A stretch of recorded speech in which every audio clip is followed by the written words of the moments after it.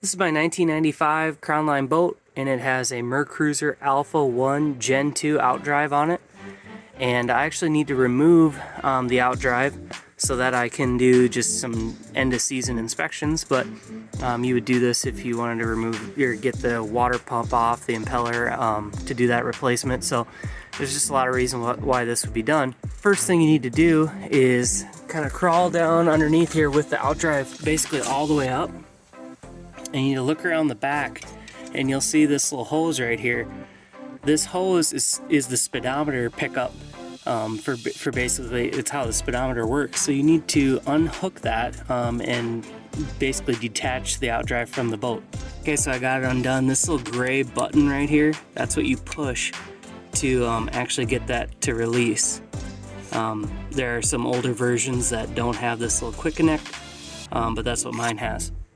So once the speedometer is undone, basically you want to go to the helm and move your shifter all the way into forward gear.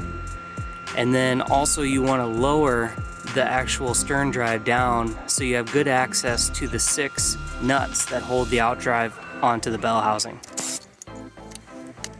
Okay, well with these 6 nuts completely removed, this would be where a lot of people would say, okay, take the trim rams off now and start hossing on this thing and actually trying to yank it out of here, which you can do that.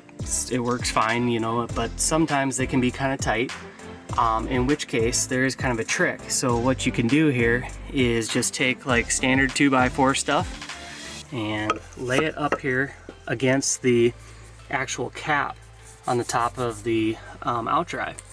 And so we left the rams on because we're actually going to raise this whole Outdrive with the rams, with these bolts or nuts undone.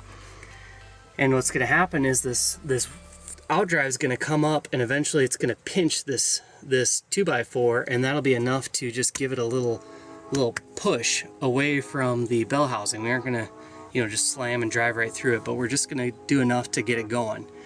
And so if you have all these conditions met, which was speedometer removed, forward gear, nuts undone, let's give it a shot.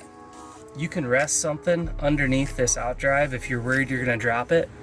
But what I'm going to do is I'm going to go ahead and thread on 2 of these nuts right at the very top here, just a couple threads deep, so that if it comes loose, it won't actually fall off of there. More.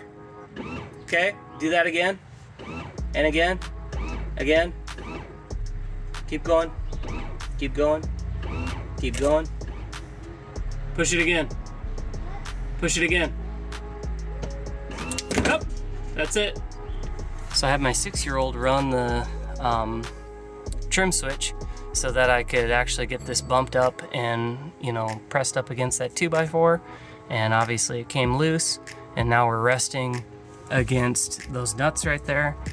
So now I'm gonna go ahead and remove the trim rams, and then the very last thing will be to remove those nuts.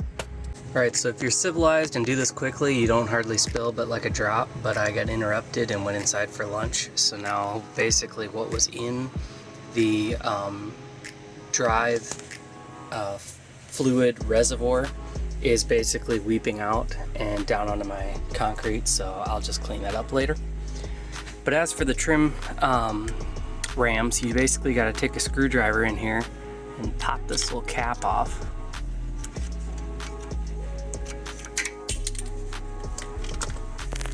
And then there's also this snap ring right here, and then like a washer. And at this point, you can take like the butt end of an extension and basically start pounding that through like that. What you don't want to do is get this end all beat up and marred, because it won't go through as easily. So we want to be a little bit civilized with how we're hitting this thing.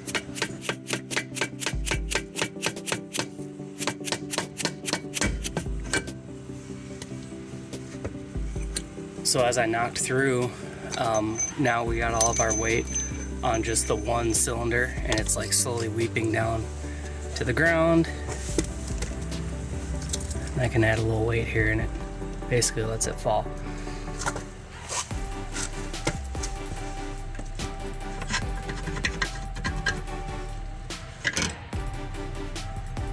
There we go, now we're free.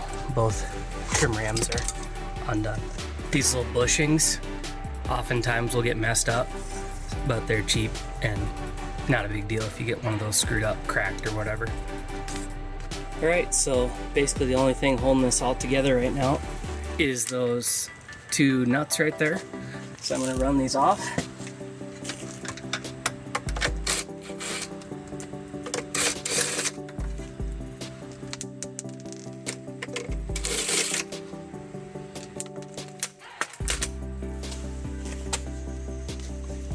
And now comes the lifting part.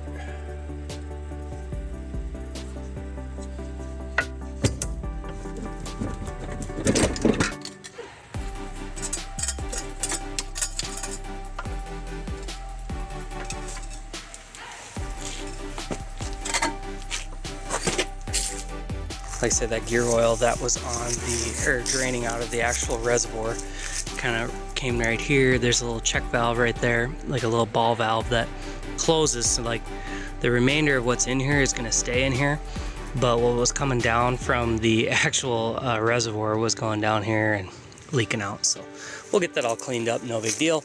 And you can see my gimbal bearing is in there, and I don't see any evidence of water, so that's all good. We'll probably end up putting this all, you know, back together with minimal repair. Of course, my gasket is obviously torn and ruined, so we'll get a new one of those, but that's just kind of how this works. Every time you take it apart, basically need a new gasket. To even out those trim rams, basically you push on the one and pull on the other, and you can even them right out, no problem. So anyway, I hope this video helps you out. Thanks for watching.